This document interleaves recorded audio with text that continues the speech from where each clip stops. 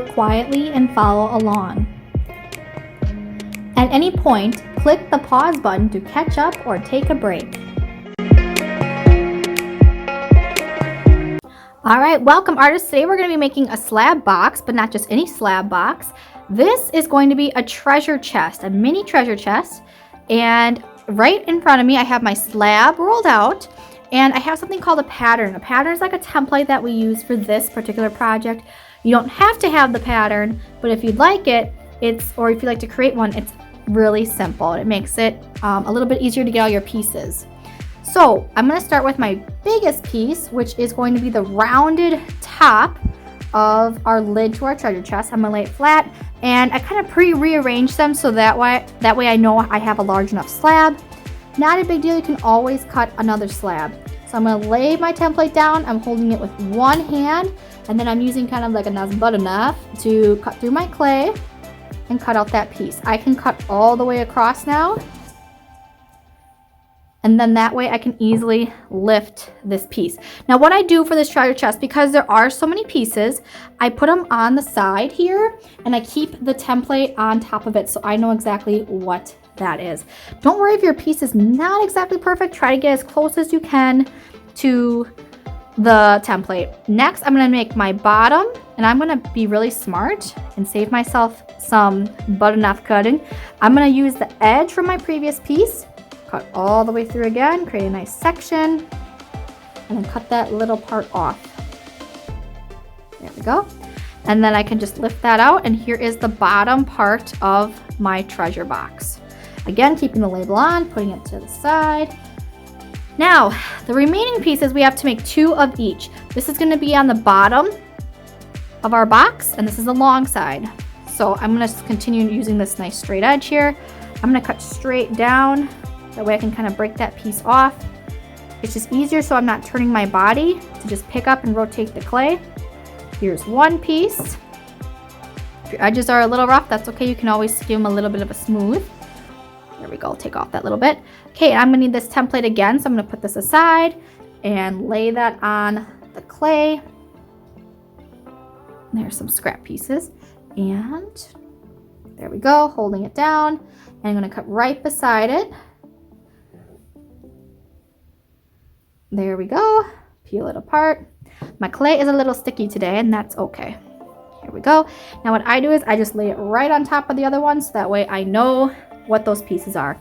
2 more, and the first one, I'm gonna do the short side of the box, so we just do the long side. These are the sides of the box that are left and right, and you will notice that they are a trapezoid. So they're like a square, but they're kind of slanted. This kind of gives our treasure chest more realistic look to it, that it's made out of wood and slanted. So there's one. And I'm going to put my second one down here. All I need to do is cut my angled size. So do you see, artists, how I'm minimizing cuts by just utilizing the sharp edges and also the width of my previous, like in that space there. There we go. And I can keep that on there and stack it on top. We have one more, and this one might be the trickiest because it's round. I'm finding a sharp edge, and I'm gonna slowly turn my butter knife and go all the way around the best I can, just like this. Now it is not perfect, so I can always take my butter knife and go back, kind of round out some of those edges. There you go. This is why it is important for your template to be cut out as neatly as possible and on those black lines if you're using it. Okay, there's one, and I'm going to use this side over here. Now I have a lot of extra slab left over, which is good. That means I don't need to stop cutting with my butter knife, and I can just keep on going with my project. Okay, cut off those extras. Good. I would say, go. So there's my 2. Okay, I'm going to remove my extra slab pieces, and I will see you back here in a little bit. Here are my pieces for my treasure chest. Now we're going to attach them using the score and slip method. I'm going to start with the bottom of my treasure chest. That way I can always size the top to fit the bottom. Here is my bottom piece, and then these are going to go like this, the long edges and then the short edges. Okay, see how that goes? Now the short edge of our trapezoid is going to be towards the box in the center. Let's use the score and slip method. I am going to attach the bottom edge of this rectangle, and I'm going to zoom in a little bit so you can see. There we go. To this edge of the flat side of the rectangle. So we're going to score, rough it up a bit, and we're going to score right about here along this edge. And now I just take a little slip by dipping my finger. A really great tool for transferring slip is a toothbrush. I got to get me one of those for this project. Okay, just transferring a little bit. Now we're going to line up our square on the edge so it's straight up and down. Give it a little press so it's sealed, and then slowly run your finger along the side here. I'm going to move up my project a bit so you can see it in the camera. We're going to move it along the side here and blend it. So just kind of massage it with your finger and pull up some of that clay from the base over and just nicely blend it. Make sure it's sealed. Okay, good. And then maybe a little bit on the inside as well. Okay, looking pretty good. I'm going to do the other side next. So peel off my long side, score, score, slip and slip. So here's some slip. Okay, push it down, lining it up on the edge, straight up and down like this. Little press, and now we're gonna blend. So I'm gonna pick it up so you can see it a little more clearly. I'm getting on the side. And I'm gonna take my comb so I can just kind of pull up some of that clay from the bottom and blend it a little. I can always smooth it back over with my finger. Okay, and the other side. Good. Let's get the base sides. So I'm going to score. Now this part, we're going to score several things. We're scoring the bottom to the bottom. So it's going to attach like this. But then we're also going to score the sides of the trapezoid and the sides where it's going to touch the sides of that box. Okay. So wherever two pieces of clay touch, I'm also going to score those sides, the big ones. That's where you need to score and slip. So we have slip on the bottom, sides, sides, sides, and bottom. Do you see how this fits right like a puzzle? Bottoms are connected and the sides. Okay. And that is when I would press, seal, and smooth. Run my fingers on the inside. I'm going to pick it up so you can see it. There. I like this comb. It works really well for pulling some of that clay over. Same with the bottom, making sure it's nice and sealed. Now you have to be careful that your piece does not cave in as you're doing this. There we go. I'm just going to give it a smooth over effect. All right, we have one more side. It's our last one. Same thing. Bottom to bottom, where it's going to attach. And then the inside, inside, to the side, to the side. Okay, a little score, and now we did a little slip. And now I need a little slip. Seal and press together. Okay, now this is the part where your box is really gonna show if something was a little bit extra long. Like here, I need to pull out this piece. Kind of make a little adjustment, and I'm going to now use my score to pull this clay together. Bring it on over. I'm just pushing it together.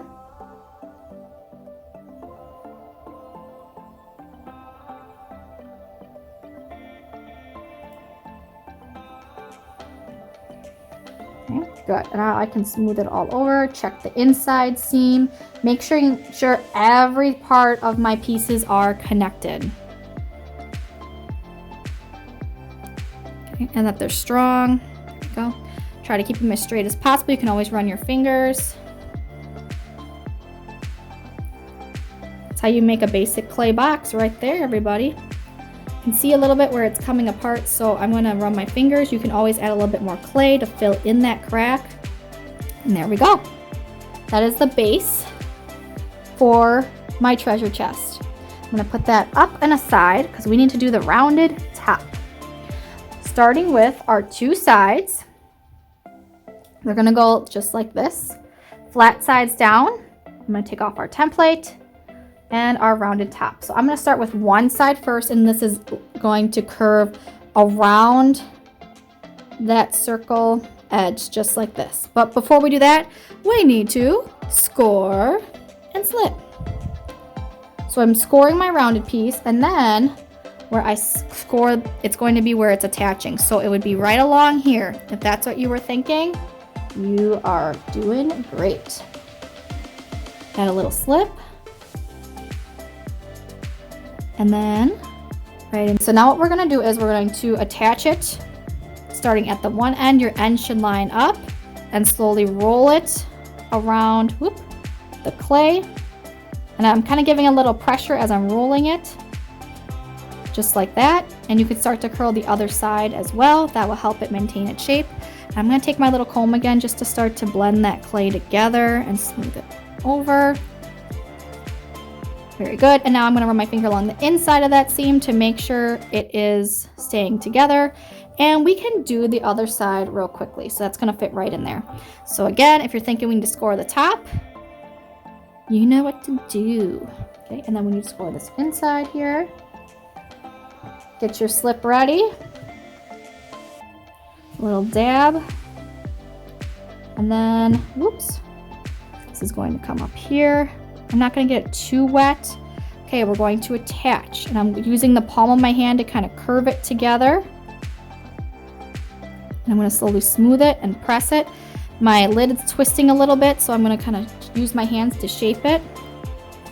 And once again, I'm using that comb to pull some of this clay off that piece and bind it together. Checking my inside, looks okay. Now this got a little lumpy, so all I can do is I can just give it a little tap on the table, and that flat table will smooth it out. And this is the time as well where you can kind of start to shape it with your hands if you want more of a curve. There we go. And you can size it to the base of your treasure chest. So it should fit right like that. Okay. If it's a little big, a little wonky, that's okay. Treasure chests are kind of old, so it works if they don't fit perfectly. There is the base of my treasure chest. I'm going to begin now by adding some details, and you can design it however you want. What I do is I kind of use my butter knife and I give it some cuts right through here. I'm not going all the way through the clay, just enough to leave an imprint and a detail. And then I'm going to go along the edge here and the other side. And what you can do is you can use your finger or other tools to kind of indent along that line so that this outer edge stands out, giving your treasure chest a nice ridge to maybe a metal part on it or the wood ridge as well. Okay. And I'm going to do this around the edges of my box. So I usually go and make a small rectangle on each side. And then I will use a tool or my finger and push it down so that we have a nice edge standing out. Okay. That's what I do for the remainder of the sides. So here, add details, kind of scrape it up a bit so it looks more like wood. The last detail you will need to do after you design your treasure chest is put a lock on it. And for my lock, I start with a small ball of clay, give it a little pinch so it's nice and flat. And the lock part is going to go attach the base right about there. And I'll show the side I finished. So right about there. Okay. I need to score and slip, and I can even add a little keyhole in there as well. Have fun designing your treasure chests, and thanks for creating. Alrighty, here is my finished treasure chest after I added some details. I talked to you in the last video about how I made indentations to make these edges of the treasure chest just kind of stand out a little bit more. And then I just took a tool and went across it to make it look like the pieces of wood that put this box together. Here is the little lock and key, well, the keyhole on my treasure chest, and it will open. Inside, I added little shapes and like little diamond shaped pieces and coins and jewels, and I score and slip those and put them in the inside as well.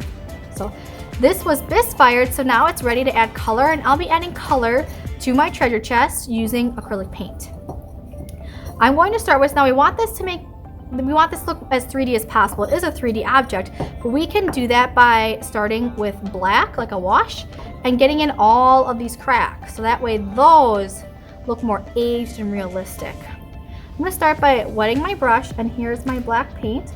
I'm just gonna get it kind of, notice here, I'll put it in the camera so you can see a little bit better. I just pulled and made a little circle, so that way my paint's kind of watered down. And I'm gonna start with the base. And it's okay, I'm gonna start by going in all the cracks. You can paint over everything a little bit.